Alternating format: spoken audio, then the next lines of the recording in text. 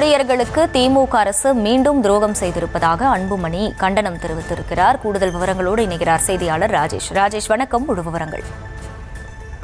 அகிலா வணக்கம். பாமக தலைவர் அன்புமணி ராமதாஸ் அறிக்கை ஒன்றை வெளியிட்டிருக்கிறார். அதில் பழைய பென்ஷன் திட்டம் மீண்டும் அரசு ஊழியர்களுக்கு திமுக அரசு துரோகம் செய்திருக்கிறது என்று அவர் குறிப்பிட்டிருக்கிறார். தமிழ்நாட்டில் அரசு ஊழியர்கள் மற்றும் ஆசிரியர்களுக்கு புதிய ஓய்வூதிய திட்டம் மிக சிறப்பாக செயல்படுத்தப்பட்டு வருவதாக உயர்நீதிமன்றத்தில் தமிழக அரசு தெரிவித்திருக்கிறது.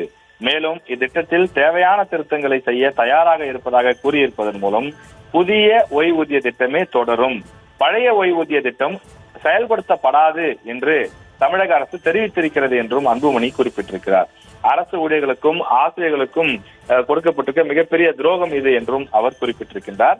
2003ஆம் ஆண்டு ஏப்ரல் மாதத்திற்கு பிறகு பணியில் சேர்ந்து அக்டோபர் வரை ஓய்வு பெற்றவர்கள் 54,000 பேரில் 51,000 பேருக்கு முழுமையான பலன்கள் வழங்கப்பட்டுள்ளன என்று உயர்நீதிமன்றத்தில் தமிழ்நாடு அரசு தெரிவித்திருக்கிறது. ஆனால் இது அப்பட்டமான பொய் என்று அன்புமணி குறிப்பிட்டிருக்கிறார்.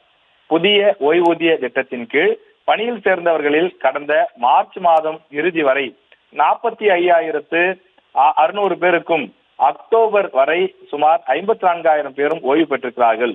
இவர்களில் ஒருவருக்கு கூட ஓய்வூதியம் வழங்கப்படவில்லை என்றும் அவர் குறிப்பிட்டிருக்கிறார். மாறாக அவர்களிடமிருந்து பெறப்பட்ட அந்த தொகை, வசூலிக்கப்பட்ட பங்களிப்பு ஊதிய தொகை, அதற்கு இணையான அரசின் சார்பில் செலுத்தப்பட்ட தொகை, அதற்கான வட்டி ஆகியவை மட்டுமே அரசு ஊழியர்களும் ஆசிரியர்களும் ஓய்வு பெறும்போது வழங்கப்பட்டுள்ளன என்றும் அன்புமணி குறிப்பிட்டிருக்கிறார்.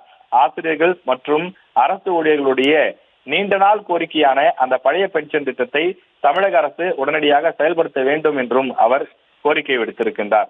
ககன்தீப் சிங் பேடி தலைமையிலான குழு அதன் அறிக்கையை தாக்கல் செய்தாலும் கூட பழைய ஓய்வூதிய திட்டத்தை செயல்படுத்த போவது இல்லை என்பதுதான் தமிழக அரசினுடைய நிலைப்பாடாக இருக்கிறது. தாங்கள் ஆட்சிக்கு வருவதற்கு காரணமாக இருந்த அரசு ஊழியர்களுக்கும் ஆசிரியர்களுக்கும் இதைவிட மோசமான துரோகத்தை திமுகவால் செய்ய முடியாது எனவும் அன்புமணி காட்டமாக தெரிவித்திருக்கிறார். நம்பியவர்களுக்கு துரோகம் செய்வதுதான் திமுகவின் வழக்கமா எனவும் அவர் கேள்வி எழுப்பியிருக்கிறார்.